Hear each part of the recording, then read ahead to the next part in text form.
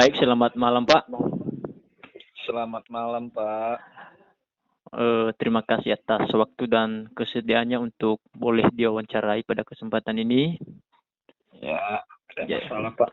Jadi sesuai yang sudah saya informasikan kepada Bapak sebelumnya, bahwa ada beberapa hal yang ingin saya tanyakan kepada Bapak terkait masalah yang sudah saya identifikasi di tempat saya mengajar atau di sekolah kita, Pak. Ya, Jadi saya ingin mengeksplorasi penyebab daripada identifikasi masalah yang sudah saya amati tersebut. Jadi ada beberapa identifikasi masalah yang perlu saya eksplorasi penyebabnya dari Bapak sebagai guru sejawat. Nah, yang pertama Pak, yang menjadi identifikasi masalahnya adalah siswa kurang percaya diri untuk bertanya dan memberi tanggapan dalam proses belajar mengajar. Jadi masalah ini merupakan jenis masalah pedagogik. Jadi kalau tidak ada masalah, saya ingin meminta pendapat Bapak apa penyebab daripada masalah ini. Waktu dan kesempatan saya persilakan kepada Bapak. Oke. Baik, Pak. Terima kasih. Ya, Pak. Ya, untuk masalah siswa kurang percaya diri untuk bertanya dan memberi tanggapan dalam proses belajar mengajar, biasanya ini terjadi mungkin ya dari penyebab utamanya sebenarnya ya dari pengalaman saya itu kebanyakan dari guru sendiri. Kenapa saya katakan demikian? Ya, kalau gurunya sendiri belum belum memberikan contoh atau belum sepenuhnya memberikan kepercayaan diri kepada siswa, motivasi yang baik, ini bisa menyebabkan siswa atau peserta didik menjadi minder, atau merasa tidak percaya diri. Nah, tetapi kalau udah dari gurunya ini memberikan contoh yang baik, memberikan motivasi yang baik, jadi siswa ini bisa termotivasi dan percaya diri untuk memberikan tanggapan. Demikian menurut saya, Pak.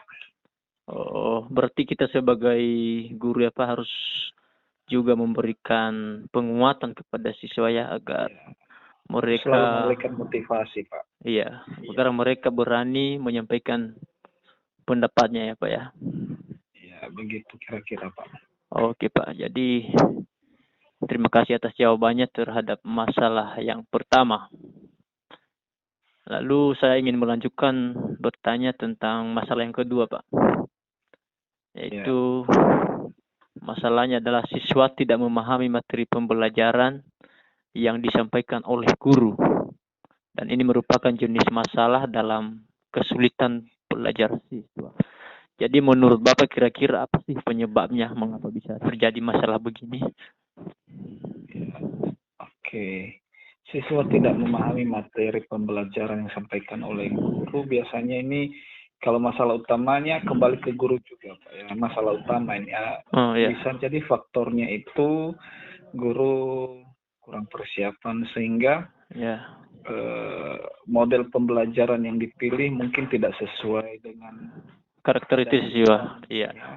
Kemudian pada saat guru membuat RPP, jadi ya mungkin pada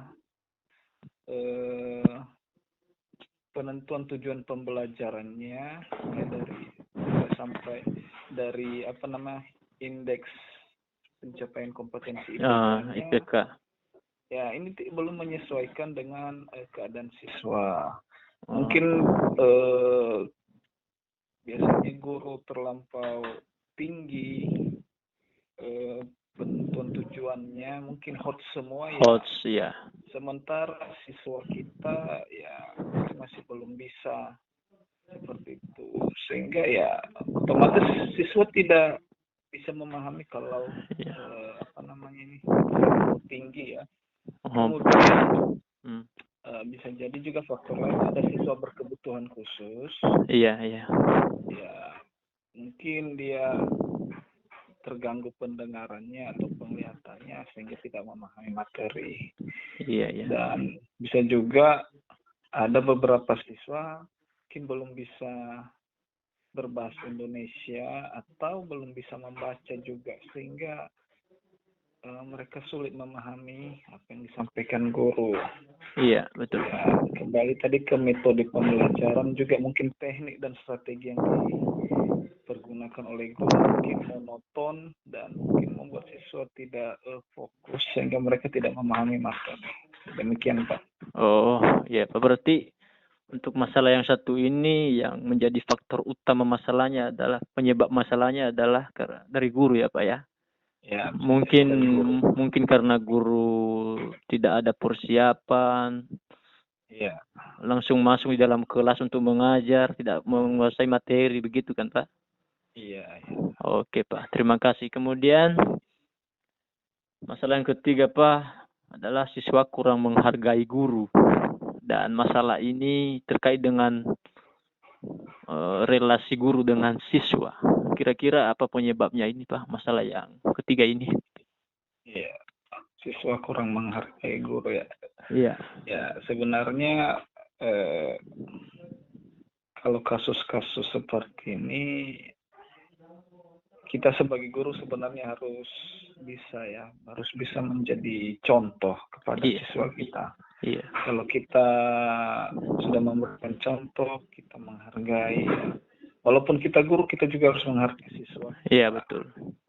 Sehingga mereka juga bisa mencontoh bagaimana cara menghargai. Kalau dari gurunya sendiri juga sudah mulai dengan tidak menghargai, ya bagaimana bisa menegur siswanya ya. Mungkin siswanya tadi kurang menghargai guru, mungkin sudah faktor dari keluarga atau dari mungkin ya. Iya. Nah, begitu mereka sampai di lingkungan sekolah, kalau mereka dapat contoh yang baik dari guru, ya guru kan bisa menegur dan mengarahkan.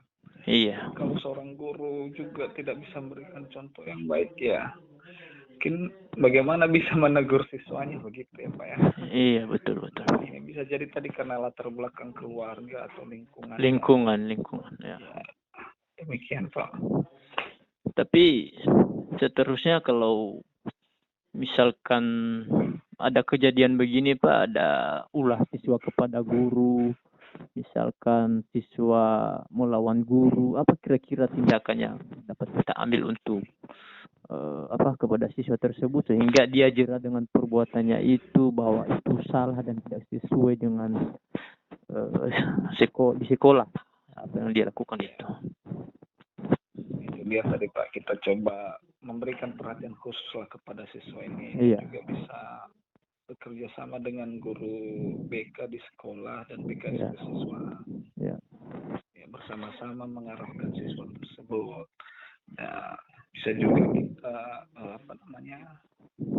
berkomunikasi dengan orang tuanya, menanyakan apa sebenarnya penyebab masalahnya. Jadi kalau sudah tahu kita penyebab masalahnya, nanti ya kita bisa menentukan solusi juga untuk siswa tersebut. Iya. Ya, demikian, Pak. Oke, Pak. Sangat jelas tentang itu, dan kita lanjut ke masalah yang keempat ya, Pak ya. Iya. Masalah yang keempat adalah guru menggunakan metode pembelajaran yang monoton. Nah, ini juga merupakan jenis masalah dalam pemahaman atau pemanfaatan model pembelajaran inovatif. Bagaimana menurut Bapak ini? Apa penyebabnya? Monoton ya. Ya, dan mungkin ini bukan hanya di sekolah kita ya, Pak. Di sekolah juga begitu kebanyakan. Kenapa monoton ya? Mungkin ya mereka kebanyakan guru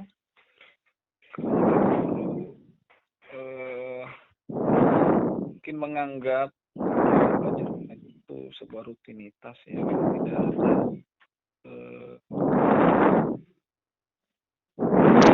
pencapaian mutu atau kualitasnya. Sehingga mereka merasa biasa aja, mengajar itu biasa aja. Dan mungkin seadanya saja ya. Pengawasan juga, ya. Pengawasan juga dari mungkin dari pengawas sekolah atau juga mungkin dari kepala sekolah. Iya. Kurang. Iya, betul. Sehingga guru-guru ini ya tidak ada dorongan untuk meningkatkan kualitas. Iya. Ya. Kemudian minimnya pelatihan pembekalan kepada guru-guru. Iya. Apalagi yang sudah lanjut, sudah agak-agak tinggi usianya. Ya. Sehingga mereka tahu itu adalah metode pembelajaran yang sudah tidak relevan lah mungkin ya. Iya. Itu saja, sehingga mungkin kurang sesuai dengan kebutuhan siswa ya. Seperti kita ketahui sekarang sudah masuk pembelajaran abad 21, model pembelajaran juga sudah ada yang terbaru, yang inovatif. Iya, karena mereka tidak tahu tentang hal ini ya, makanya mereka menggunakan yang lama, yang tradisional, konvensional atau monoton. Oh iya ya Pak, jadi itulah penyebabnya ya Pak ya. Yang gimana memang kebanyakan di sekolah kita tentang model pembelajaran inovatif ini masih minim pengetahuan dan pemahaman kita untuk itu. Sehingga pun metode pembelajaran yang kita lakukan rata-rata adalah hanya satu arah, sehingga membuat siswa ceramah. Jadi biar bagaimanapun ya kita tahu juga keadaan sekolah kita Pak, yang dimana ya serba terbatas. Dan mungkin kita rasakan sendiri juga ya Pak ya, bahwa kepala sekolah nggak pernah melakukan pemantauan atau supervisi ya Pak ya. Supervisi mungkin dengan kepala sekolah misalnya memantau, melakukan supervisi. Mungkin ada usaha-usaha guru lah untuk lebih baik ya. Tapi saya heran Pak, kenapa kepala sekolah tidak pernah melakukan supervisi gitu dia? Kenapa? Apa penyebabnya itu juga?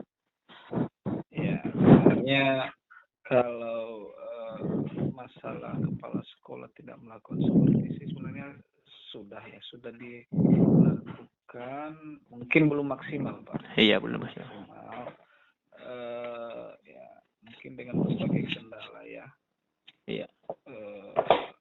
Mungkin juga bagaimana memfasilitasi ya, kalau tidak ada dukungan juga, nggak ada program dari ya, mungkin salah satu upayanya yaitu ya guru mengikuti pelatihan termasuk pendidikan profesi guru ini guna meningkatkan kemampuan ya. Jadi nanti ya kita juga sebagai guru ya mendorong ini, mendukung kepala sekolah supaya tenaga guru di sekolah kita ya bisa meningkatkan kemampuannya. Iya. Demikian Pak. Oke Pak. Jadi kita lanjut ke masalah yang kelima Pak ya. Ya baik Pak. Masalah tentang siswa menanggapi materi tidak sesuai dengan yang disampaikan guru. Dan masalah ini terkait dengan masalah miskonsepsi. Jadi kan ada itu kan Pak, kadang-kadang setelah kita menjelaskan materi beberapa menit, lalu kita umpan balik, kita tanya ke siswanya, namun mereka menjawabnya lain. Nah, apa kira-kira menurut Bapak penyebabnya ini? Biasanya ini Pak, kenapa terjadi miskonsepsi mungkin ya karena metode gurunya monoton, ya ceramah, tidak menggunakan media. Jadi tanggapan siswanya bermacam-macam.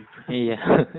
Nah, karena itu ya, kenapa contoh realnya itu mereka tidak dapat, apalagi kita sekolahnya di daerah kan Pak. Iya, pelosok. Ya, referensi belajar siswa itu terbatas. Iya, betul Pak. Nah, jadi terkadang kalau guru mengajar apalagi tidak menggunakan media, ya siswanya hanya menebak-nebak lah. Ya. Tidak terfokus dengan apa yang sebenarnya ingin disampaikan guru lewat materinya. Jadi, kembali ke gurunya Pak, seharusnya guru ini harus kreatif, bisa menyediakan media sesuai dengan materinya, kalaupun terbatas di sekolah ya pakai aja apa yang ada, dimanfaatkan ada yang ada di sekitar lingkungan sekolah, sehingga siswanya bisa lebih memahami apa sebenarnya tentang apa sebenarnya materi yang disampaikan guru. Begitu, Pak. Oke, baik Pak. Artinya guru harus kreatif ya Pak ya, agar siswa itu lebih tertarik dan apalagi kalau misalkan kita angkat sebuah masalah itu terkait dalam kehidupan mereka sehari-hari, mungkin lebih berminat mereka untuk mengikuti pembelajarannya. Oke Pak. Yang terakhir Pak, sekolah tidak mempunyai sarana prasarana teknologi atau inovasi yang mendukung dalam pembelajaran. Nah, ini juga masalah terkait dengan pemanfaatan teknologi atau inovasi dalam pembelajaran. Apa sih menurut Bapak penyebabnya? Ini memang masalah yang terakhir ini Pak, mungkin termasuk masalah eksternal dari guru ya Pak ya. Jadi kira-kira apa penyebabnya sih? Kenapa terjadi hal ini, masalah ini? Ya Pak, saya setuju ini masalah eksternal dari guru, dan ini bukan sepenuhnya tanggung jawab guru ya untuk masalah sarana prasarana teknologi yang tersedia di sekolah. Tapi sebagai guru kita juga wajib wajib untuk kreatif loh. Jadi meskipun sarana prasarana sekolah terbatas ya, seperti yang saya sampaikan tadi berkaitan dengan hal nomor 5 tadi ya, kita sebagai guru harus kreatif lah. Bagaimana menciptakan sesuatu media yang inovatif, yang bisa mendukung pembelajaran kita.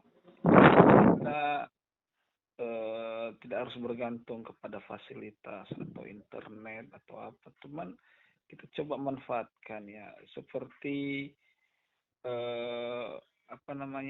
hal-hal yang sederhana tapi bisa bermanfaat dalam pembelajaran.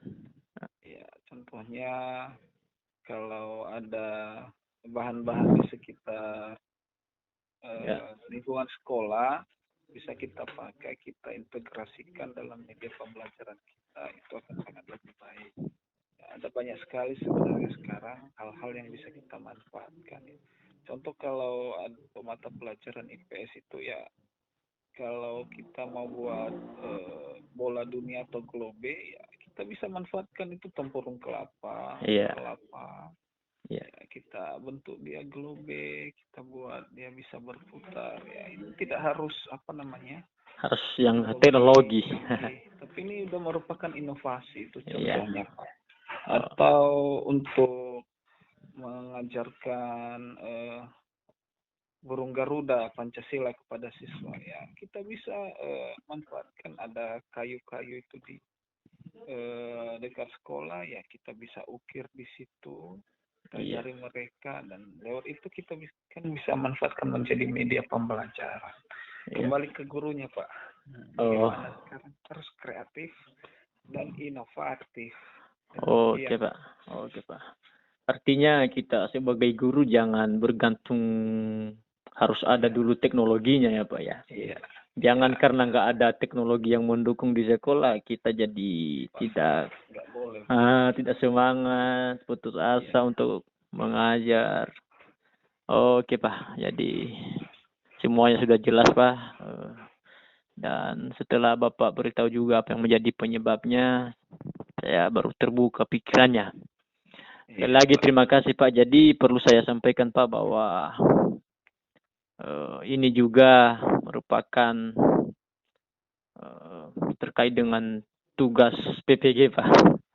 Jadi makanya saya melakukan wawancara ini, dan yang selebihnya juga semoga penyebab-penyebab daripada masalah tadi dapat memudahkan saya untuk menganalisisnya nanti, dan yang kita harapkan semoga mendapatkan solusi daripada masalah-masalah yang tadi. Baik, tetap semangat Pak ya. Siap Pak.